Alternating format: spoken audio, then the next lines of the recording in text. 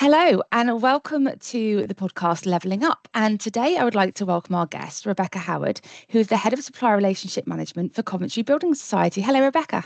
Good morning, Paula. Thanks for having me today. Oh, no, thank you for joining us.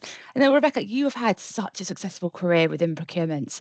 So I guess first things first, what made you choose procurement as your career? So you're right, I did choose procurement. I joined a graduate procurement program at British Airways. And when I was at university thinking about different careers, I was really interested in something that would be in the commercial field and give me a chance to have sort of one foot inside an organization, but still be external facing, still have a chance to interface with lots of different sectors and industries. And procurement was just one option, I guess, that would allow me a chance to do that. I also knew that I wanted to travel. And so I was looking for an organization that was multinational, and just by its very nature, I would have to be working in different countries in order to perform my role. So British Airways was a perfect opportunity. As an airline, I was involved in contracts that were related to different airports in different places around the world. So I was naturally working with different suppliers in those locations and visiting them. And that sort of continued throughout my career. I later chose a management consultancy career, which kept me within the supply chain field. But again, I was working mostly with international firms that just gave me that chance to move around. And I think probably my reflection on that, about thinking what was it about procurement and about that interest, is just really thinking about who you are as a person, what your drivers are and what your needs are. I knew I was really fascinated with the field of negotiation, which can show up in lots of different careers. And I knew I definitely wanted that element of travel. But I think if you choose something that is just naturally in line with your life aspirations, your personality. I was someone who doesn't like to sit still for too long, so I knew I couldn't take a sort of traditional job where I kind of had a desk assigned to me and would stay there. And that sort of meant I was just naturally working in line with just my nature, my character, the traits, the interests that I had. And then work never felt like a chore. It just felt like it was leading me to be on the journey that I should have been on. Oh, and it's great to hear that you chose procurement as well, because so many of the people that I interview or speak to within procurement always say they fell into procurement, and I think it's such a shame that it's not spoken about more, perhaps in universities, for example, degree courses, because the diversity of what you can be involved with to help support organisations. When you do speak to individuals, like, oh, that's incredible. I think it's a real shame it's not talked about more. It's true. Yeah, but it's nice to hear you chose it. So you obviously are a very successful senior leader within procurement. What do you think helped you on your journey to becoming a senior leader, and what advice would you give to somebody who's starting on that journey today?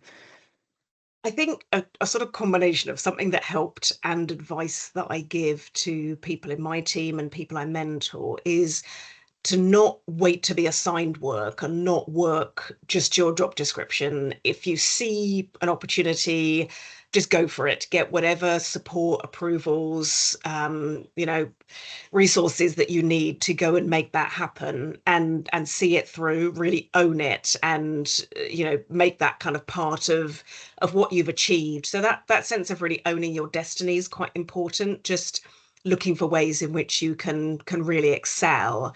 I knew at Coventry Building Society when I joined nearly 4 years ago that my role would involve sort of environmental social governance elements related to procurement. But I didn't just want to sort of tick the box of thinking, everybody's trying to be net carbon zero, everybody's trying to sort of eliminate waste, trying to think of ways in which we could sort of align that whole ESG piece with the kind of corporate values for us as a mutual organization, thinking about giving back to communities and sort of driving action for social mobility.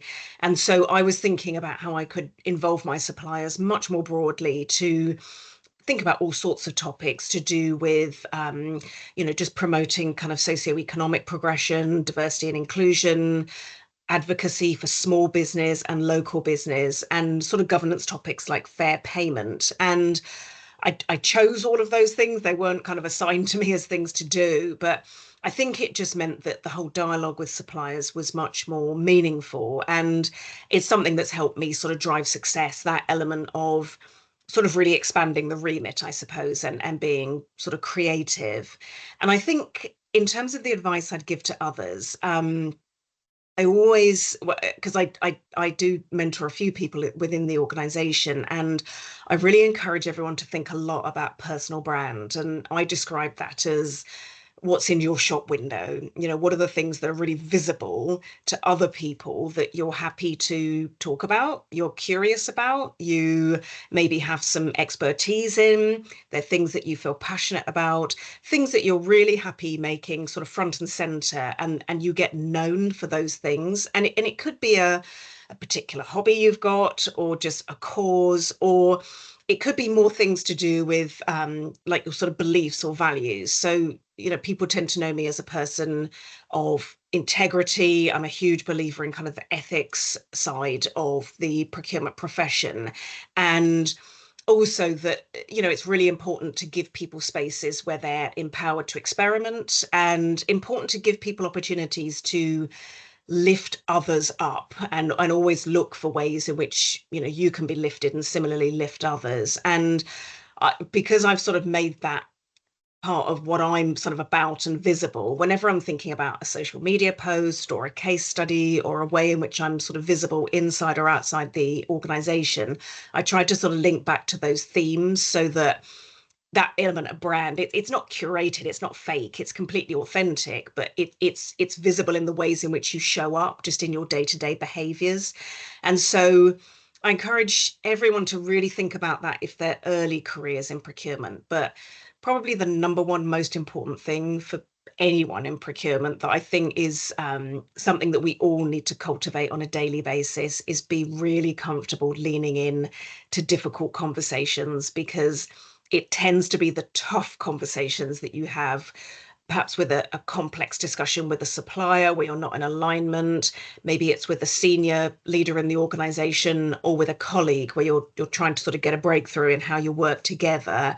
And I think the more you practice those, you're really intentional about what you're bringing, you really reflect on them afterwards and think, how could things have gone differently? You kind of become much more confident just about somebody who is okay in situations where there's uncertainty or turmoil or conflict. And I think the more practice you get, the better you get. And that is hugely important for being a leader in procurement. Yeah, absolutely. I think that's some great advice there, I have to say. And I love the way you talk about personal brand as well. I think that's so important with those starting out on their journey as well. Now, I was lucky enough to hear you talk at Procurement and Supply Chain Live about your supplier relationship management program that you were implementing at Coventry Building Society. Now, you've done this in a number of organisations and been very successful. What's your secret? I know a lot of people would like Gosh, to hear this.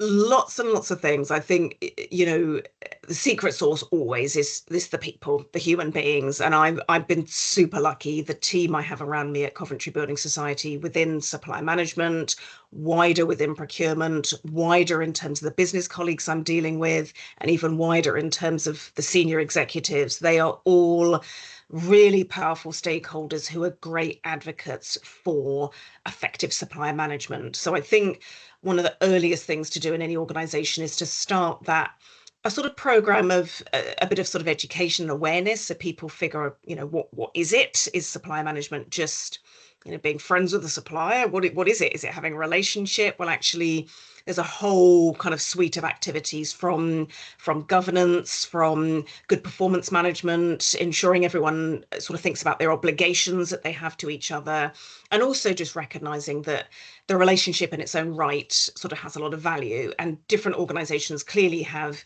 different wider business goals. And the more that you can share and understand those, the more you can figure out, how can I help you achieve your goals whilst getting mine met at the same time, so that every negotiation is not sort of totally, unilateral. You're thinking about what I'm going to achieve. You're truly thinking about kind of what's in it for all parties.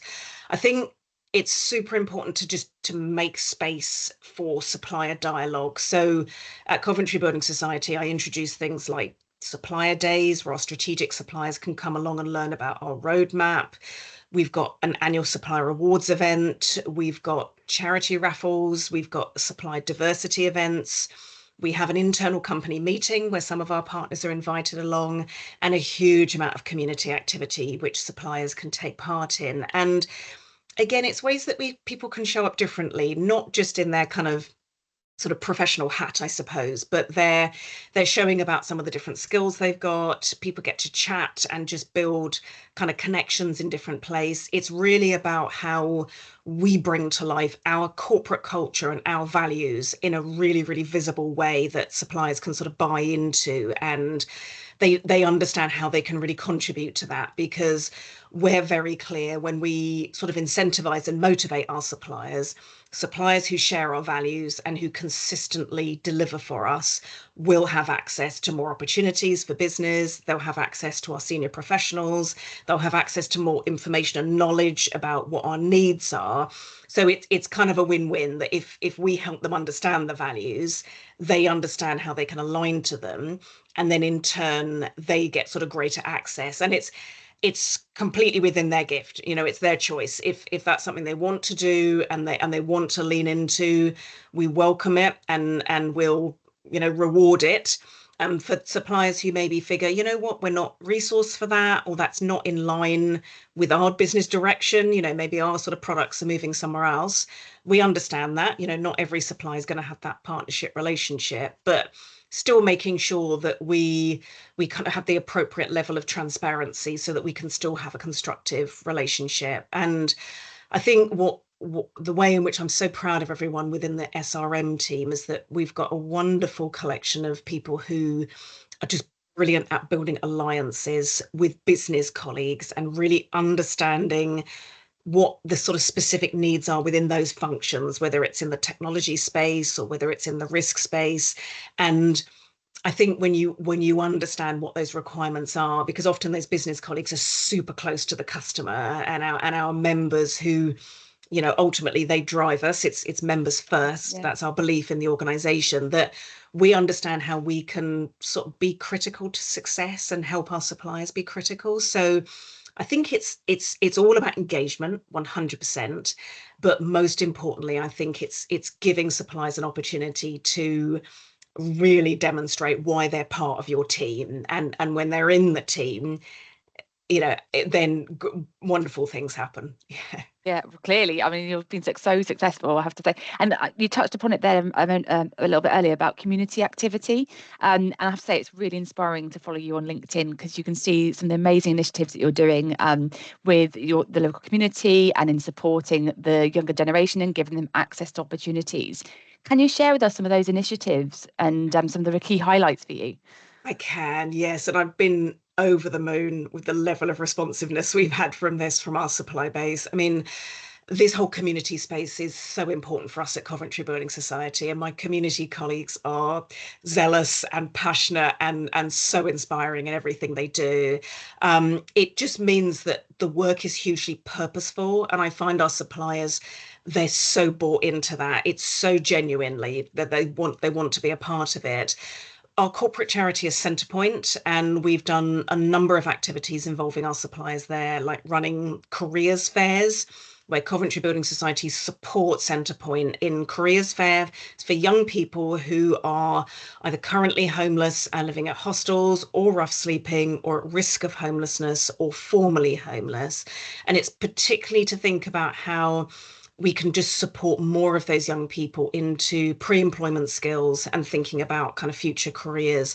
And our suppliers come along to a typical careers fair. There are stands where they can find information about apprenticeships and different routes into organizations, because some of the young people may have had some really challenging circumstances, which means that they're catching up with education, or they're just gaining some of the important skills that they need for the workplace. What our suppliers are really curious about is the wonderful life skills that some of the young people have, a huge amount of resilience, a huge amount of problem solving ability and a massive drive to think about how they can sort of turn their lives around and make something sort of different for themselves. So they're bringing a massive advantage into the workplace. And our suppliers are offering, sort of skills camps, whether it's to do with coding skills, digital skills, sort of workplace skills that could suit any career, whether people are interested in marketing or engineering or customer services. And it's just one of the many stepping stones that sort of Centrepoint can provide for those young people to provide sort of routes into professional careers. Our suppliers have been amazing in offering workplace visits. So some fabulous visits we've had this year through wonderful suppliers like TCS, KPMG, Amazon Web Services and BT, who've all brought groups of young students into their workplace, literally to kind of have a day in the life of, to see what people are doing, to meet some professionals and some current apprentices. So literally 18-year-olds who've already started their working life and are much more relatable to the young people, and literally to find out about different opportunities and potentially starting to fill in apprenticeship applications there for people who maybe university is not the right route for all sorts of different reasons, partly home circumstances and partly affordability. Some of our suppliers come into schools and give motivational speeches to huge assemblies of hundreds of children. And we've had some amazingly inspiring speeches this year from organizations like Deloitte, Collider, Crimson, some really, really relatable personalities, when some of our sort of suppliers have talked about, again, the not very traditional routes they got into their role. They might have had portfolio careers. They might have not really known what they wanted to do at all for a long time. And so the young people are so curious about that, giving that sense of, I don't have to have it all figured out. When I'm a teenager, I'm going to learn along the way, and there's going to be lots of people out there who want to help me. And these are the kind of resources that suppliers are connecting me to. Sometimes suppliers just do wonderful practical things like refurbishment projects. So we've again had a great Centrepoint refurbishment that many of our property suppliers helped with. We've refurbished schools. We've refurbished a centre joining communities together this summer. And again, what I love about that is that because we get different suppliers coming on similar days, they get to meet each other. And that is absolutely essential for me as a supply management leader, figuring out different ways that suppliers learn to collaborate both inside and outside a business environment, so that when they're coming back together, collaborating on a huge change project, they already have some knowledge, some understanding, some personal rapport with different people. So there's a huge amount of activity, and I think we just want to keep doing more. We've reached hundreds of young people this year through some of those different activities, and it again, for our team within procurement, for sure, there's of course that important day job of performance management and managing delivery and ensuring we're getting outstanding value for money. But everyone's been so excited to see what a key enabler to all of those outcomes community activity is. It actually helps us in that journey to getting there. So it's a win-win, and obviously at the same time we're improving the life outcomes for lots of young people.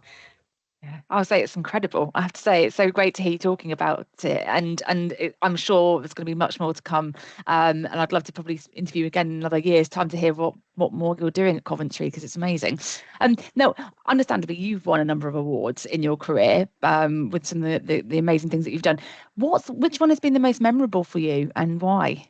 Gosh, there've been some fantastic things to be involved in. I mean, probably in my earlier career, lots of them were wonderful joint sort of awards with some of the corporate clients I was working with as a consultant. So whether it was a Princess Royal Training Award, a National Training Award, Government Opportunities Awards, or SIPS Awards. They're nice chances to be able to talk about a successful program where it's been devised and delivered, and the organisation has, really moved the dial on capability, on cost improvement, on efficiency, whatever those things are.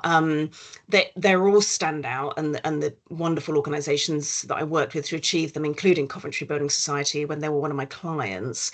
But it's actually probably the standout one is it's an upcoming award. So in October, I'll be joined by the Coventry Building Society Black Network, which is a group for colleagues of African and Caribbean heritage. And we're off to the Black Talent Awards in Birmingham. We're shortlisted in two different categories. One of them is for an employee resource group of Black people. So this is really all the work that we've done in the 2 years since we've existed. I'm one of the co-chairs of the group, and we've just hugely moved the dial in terms of the narrative around ethnic groups within the society, educating, inspiring, celebrating, like lots of community outreach again, and a huge chance just to kind of progress the skills and the careers of some of the young people within our employee resource group as well.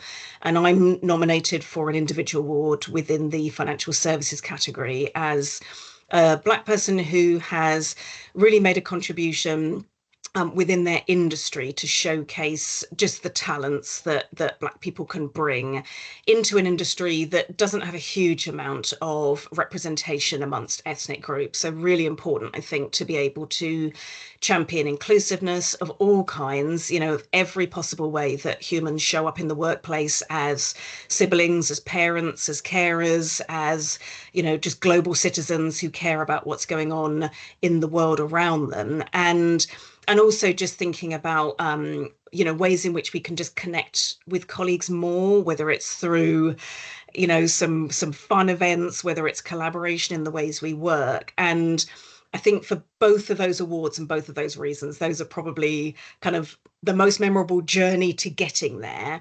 And regardless of the outcome, if we're award winners or not, how incredibly proud I think we will be as a group to be real advocates of Coventry Building Society. We're the first employee resource group in the society to have been nominated for awards. So we feel so honoured to be at the vanguard. And I think we just want to give a huge thanks to all the people in the organisation who supported us, all the allies around us, the many people who come to our events and show curiosity, and all of our executives, our chief exec, our chief financial officer. We're very lucky to have an executive sponsor for race and for diversity, who's Rachel McFarlane, our lead counsel in the organisation. And they've shown up for us in so many ways in providing resources and spaces, being curious about what our personal experiences are.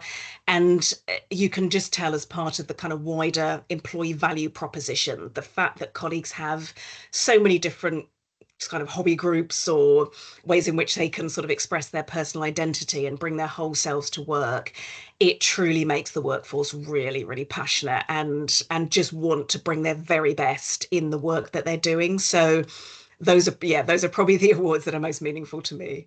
I'm not surprised. Well, I wish you all the best with those awards, and obviously incredibly proud that I'm sure you feel very proud to be nominated. I really wish you all the best of them. Fingers crossed for you. It'll be good to see if it happens on LinkedIn, hopefully. Well, that just leads me to say today, thank you so much, Rebecca, for joining me. It's been an absolute pleasure to hear about your career and some of your successes. I'm sure there's going to be many people that reach out to you after this to hopefully try and get some more nuggets of information in regards to your experience with your supplier relationship management program, but also the community work that you do as well. It's been absolutely amazing. So thank you. And if you would like to hear more from Rebecca is going to be speaking at our next Women in Procurement event on the 4th of December. Now, the topic for this one is Journey to the Top, and we are co-hosting the event with Amazon at their headquarters in central London. So we are expecting a lot of interest in this event, and spaces are limited. So if you would like to attend the event, then when we release the details, which is very shortly, watch this space, then please do register your interest. And obviously, like I said, Rebecca will be speaking, so it'll be great to hear from you again. So thank you, Rebecca. Thank you so much, Paula. Lovely. And I look forward to seeing you again on the next podcast. Thank you.